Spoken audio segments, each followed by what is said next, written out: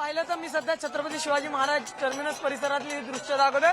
मोठी वाहतूक कोंडी झाली होती आणि आता इथे या ठिकाणचे कायदा सुव्यवस्थेचे सत्यवान चौधरी जे ज्यांच्याकडे हा सगळा चार्ज आहे ते या ठिकाणी पोहोचलेले आहेत। मराठा समन्वयक वीरेंद्र पवार असतील, त्याचबरोबर योगेश केदार असतील, हे सगळे या ठिकाणी पोहोचलेले आहे वाहतूक कोंडी सोडवण्यासाठी।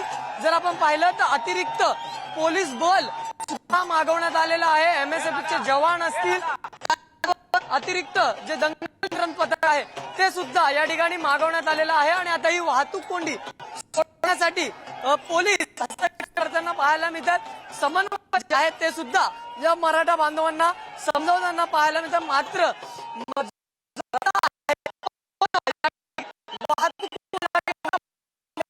हे सगळे मराठा बांधव या ठिकाणी उपस्थित झालेले पाहायला मिळतात आणि त्यामुळेच आता या ठिकाणी सत्यवान चौधरी ज्यांच्याकडे कायदा सुव्यवस्था आहे ते स्वतः या ठिकाणी पोहोचलेले आहेत आणि या सगळ्या परिस्थितीचा आढावा घेत आहेत आणि ते स्वतः ही वाहतूक कोंडी खरं तर सोडवण्याचा प्रयत्न करताना आपल्याला पाहायला मिळते। दुसऱ्या ठिकाणी मोठ्या संख्येने जरांगे पाटील यांच्या नावाचा जयघोष या मराठा बांधवांकडून सुरू आहे। दुसरीकडे घोषणाबाजी सध्या सुरू आहे। आपण जर पाहिलं तर डीसीपी प्रवीण मुंडे हे सुद्धा या ठिकाणी पोहोचलेले पाहायला मिळतात।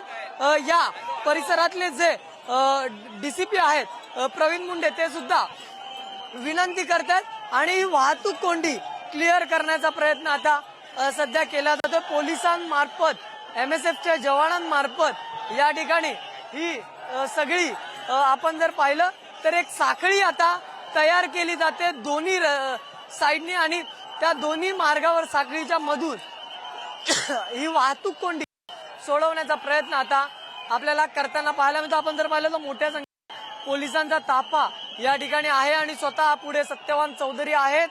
कायदा सुव्यवस्था त्यांच्याकडे आहे, संपूर्ण मुंबईची जबाबदारी आणि तेच आता रस्त्यात येऊन हे सगळं सोडवण्याचा प्रयत्न करतात। मराठा बांधव काही मध्ये येत आहेत, मात्र त्यांना सुद्धा या ठिकाणी सांगितलं जातं। स्वतः योगेश केदार जे समन्वयक आहे ते माईकवरून घोषणाबाजी करतायत, ते घोषणा देत आहेत की मार्गात अडथळा निर्माण करू नये आणि हा मार्ग बांधवांनी मोकळा करावा। स्वतः मनोज जरांगेंनी सांगितलेलं आहे की मार्ग मोकळा ठेवावा, हा सीएसएमटी परिसर मोकळा करावा, सगळ्या आंदोलकांनी आझाद मैदानामध्ये जावं।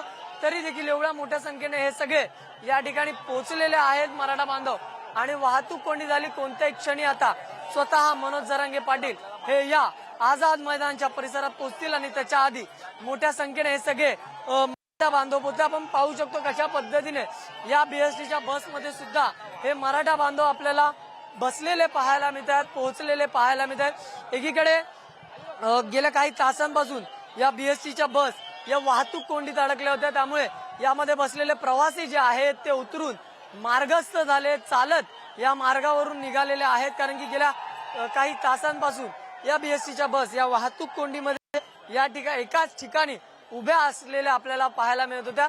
त्यामुळे आता या पोलिसांच्या मदतीने आणि समन्वयकाच्या मदतीने या ठिकाणी आता या बीएसटीच्या बस आहेत त्या वाहतूक कोंडीतून आपल्याला जातानाची थेट दृश्य पाहायला मिळतात। अनेक दुचाकी असतील, टेम्पो असतील, त्याचबरोबर बीएसटीच्या बस असतील, स्कूल बस असतील, खासगी गाड्या असतील, या सगळ्याच या वाहतूक कोंडीमध्ये अडकल्या होत्या खऱ्या अर्थाने।